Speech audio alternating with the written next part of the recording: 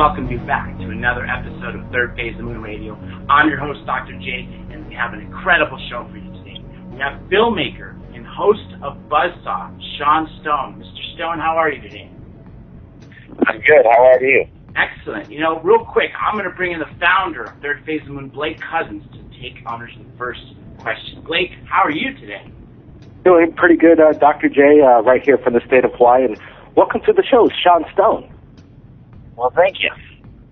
Hey, you've been looking for the truth. You've done these investigations. We've all seen you on TV. You got your new YouTube channel, radio show going. You're working really hard. I wanted to ask you, first of all, what made you, interested in the UFO, cover-up conspiracy, the whole gamut, the phenomenon? What got your interest, Sean? Well, it's interesting because, historically when I was, as far as my history, I was not particularly interested by the UFO phenomenon throughout my life. It's kind of been the last thing that has drawn my attention. Not to say that I discounted the issue of aliens or otherworldly presences, or even military, military work with the UFO. It's just that it's always been kind of anecdotal, right? The issue of people seeing a UFO here or there, having claims on whether or not it's aliens or military industrial complex. It just seems all very, anecdotal and not very fact-based. And so it was not a particular interest to me. Even though I'd read Jim Marr's book in my late teens, I guess I'd read Jim Marr's book and thought that was very good on the not the rule by secrecy, but the one about the aliens, just a kind of an encyclopedic take on it. So really, it wasn't until I started dealing with the paranormal and having my own experiences, direct experiences with the supernatural, and basically that journey, which began really with my film Greystone Park. That really was, for me, the time that I realized, okay, we live in an interdimensional universe. There's a lot going on here, and I think the craft that are being seen are not entirely physical. Oftentimes there's a spiritual domain that they seem to, that interfaces with where they come from. They're jumping through portals, let's say, sometimes, or some kind of interdimensional, there's some kind of interdimensional activity that's taking place with these sightings. And so that, I think, was what kind of spurred my personal interest in it, as opposed to it being, I never had any experiences with aliens or whatnot when I was a kid, or sightings as a kid, so it was more from the personal experience later in my 20s. You covered a lot of conspiracies in Buzzsaw, the TV, and, of course, conspiracy theory. What is the most startling conspiracy that you uncovered that you found to be true? Well, I don't know if it's true, man. At the end of the day, I think the greatest conspiracy of all is the fact that we live within the Matrix.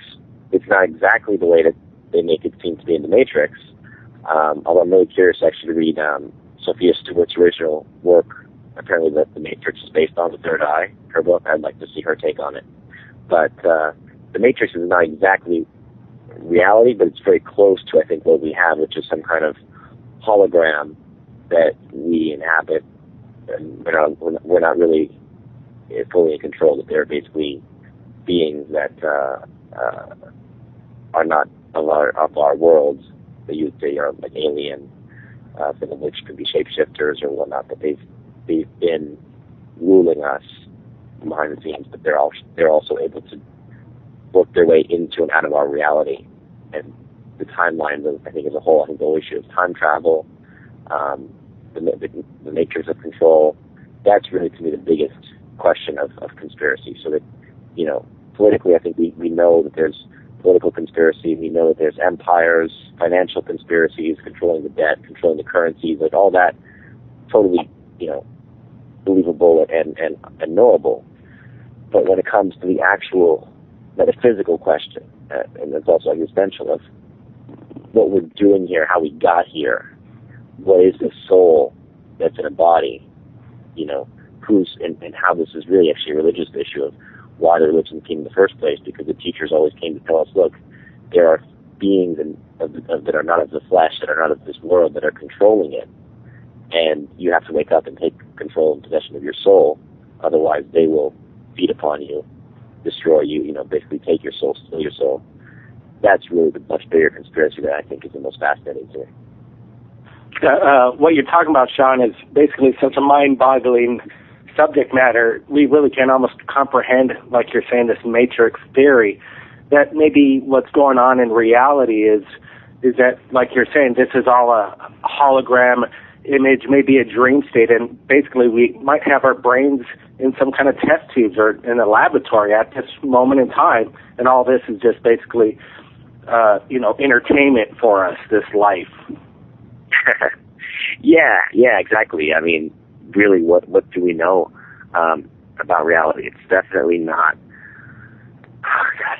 I mean, I would say from someone who's initiated to a certain level of like mystery schools, that the Masons, the Rosicrucians, the various secret orders,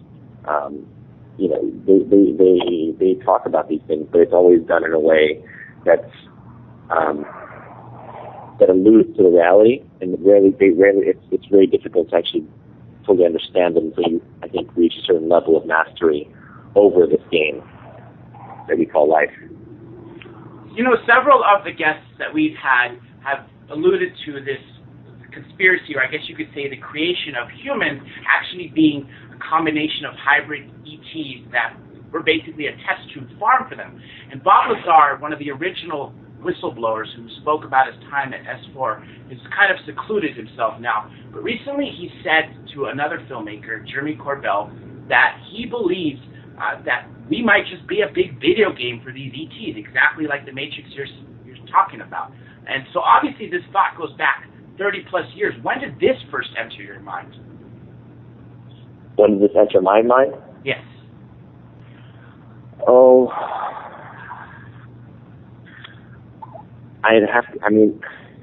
it's kind of like something that you come to step by step. I don't think there's any one moment that kind of, how do you say, that it really sinks in, and so you're just kind of there. But I would say it begins with certain understandings. You have to first understand that reincarnation is real. That our souls are at least eternal as far as we understand that word, eternal. That we're coming back into this world in different bodies, right? And that our origin is not of this world. And that came through certain visions, not drug-induced, just simple visions, at a young age. And then from the premise that your soul is here reincarnating from body to body, which, everyone from Jesus Christ, to many of the old mystery schools, to Buddha, all taught. From there, you start to go, okay, so then if the souls are reincarnating, who's controlling that process and why? Obviously, you have to ask yourself, why are we here? And again, most people don't want to deal with these larger issues of nature, human condition and what they're doing here. They just want to, get by and serve the worldly master. But if you look at even the Christian tradition, the Gnostic tradition, this whole idea that the world is controlled by Satan, right? That he's the real ruler of this reality, the demiurge that Plato talks about, right? The creator God. And you have to wonder, okay, so then this is control. It's, I think the Matrix totally made sense to me when I saw it. It wasn't like it was mind-boggling. It was just like, I read Plato at that point. I understood it. And so when it's a system of control, this world is a system of control. It's been created from matter that's separated from spirit, and we know that we are truly spirit, then we have to understand that this is a game of some form. Whether or not we willfully chose it and forgot, for an experimental purpose, for a creative purpose. I can't tell. At the end of the day, that's a personal decision you have to make, and I don't want to tell people how to make it. But I don't believe that the world is evil in its essence. I believe it's more of a test and a challenge of creation, always guided by by God's will, even though it may seem that the devil and Satan and all these dark forces have it under their control, but even they are still serving a higher power, which is a higher consciousness that needs both dark and light to exist. Apparently, yes, exactly. There's been scientists that state that, we've been having our brains switched off. Back when man was first created, by whom? We're not exactly sure. Is it God? Could they be aliens coming to re-engineer the Neanderthal and Cro-Magnon to, make human as we know it? That basically the brain is supposed to survive on its own for 3,000 years, but the problem is the body breaks down and there's an off switch.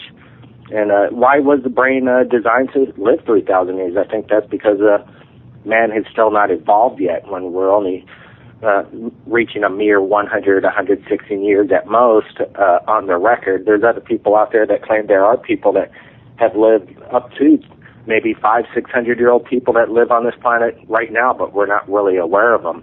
But you were alluding a little bit earlier in the show that you've had some paranormal experiences yourself. Could you go into some detail on that, Sean? Yeah, just paranormal experiences, supernatural stuff. Frankly, the film that I made, called Greystone Park, is very much documented in the reality of the experiences. Beginning with things like when you see objects move by themselves, whether it's a door slamming by itself or objects flying. When you hear demonic sounds and screams in haunted places. I've gotten weird phone calls, from 666 numbers.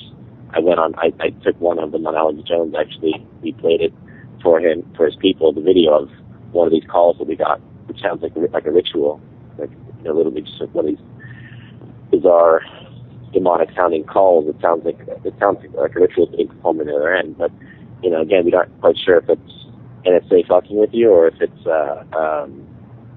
is it NSA or is it supernatural? In those contexts, I don't know.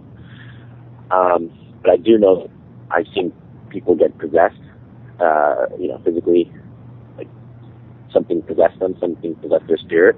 They went, pretty nuts in certain cases, really, outrageously dangerous in their behavior. The list goes on really when it comes to the supernatural experiences. I think that a lot of it's in that film, and I made it based on what really happened. And then, I would say the other aspects in my life at the same time, it was like, I'd go into these hospitals, like these mental hospitals, and break in and go exploring, and you come home, and you start to feel like the shadows are following you. And I became much more sensitive to, like shadow, what are called shadow people, entities that don't have a body, they just have a shadow, as though they're projecting into our dimension from a different dimension. I've seen them float. Obviously, a lot of people have seen them. They start to influence your dreams.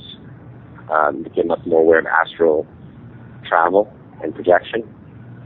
Obviously, a lot of people, I think, successfully do that consciously. A lot of people just do it unconsciously. But this again deals with this whole realm that we call paranormal, supernatural, but it really, I think, has more to do with fourth dimensional physics. Fourth dimension and beyond of physics.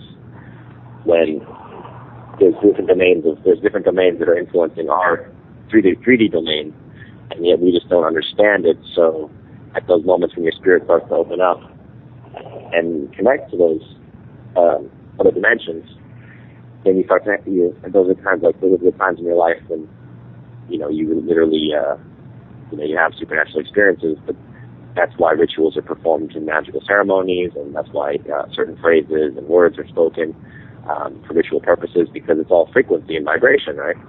This whole reality is a vibration. It's a vibration of light, which can be basically sound and light. That's what we call it. The magic of our reality is that it's predicated on sound and light. So we can also influence that, and that's why magic and rituals have always been performed. Hence the need for the secret societies to exist and keep doing their work. That also influences our domain. So, to put it in a simple sense, I would say the imagination is much more powerful and real than people can imagine.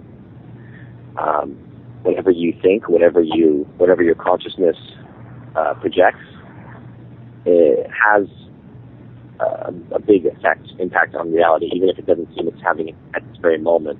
We have to forget about our notion of time, because things don't necessarily manifest immediately, and yet they're always manifesting according to the needs of consciousness.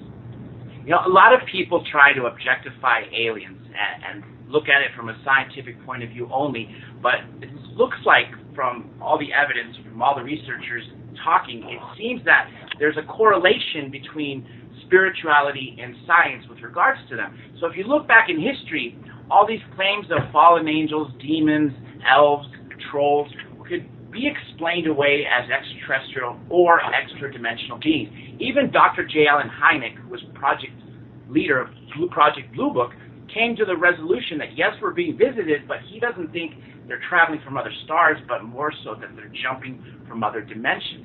And this brings me to my next question. You did something big with Arthur Bigelow, or Bob Bigelow, and our good friend Dr. Roger Lear has a relation with him and keeps swearing by him not being involved in this sort of Illuminati. But you yourself had an experience on the Skinwalker Ranch, which is known for ET activity, but also has some poltergeist effects. Can you tell us what you felt there? Skinwalker is a confusing place. You need to talk to Tyrell Ventura, my co-host on Conspiracy Theory and Buzzsaw.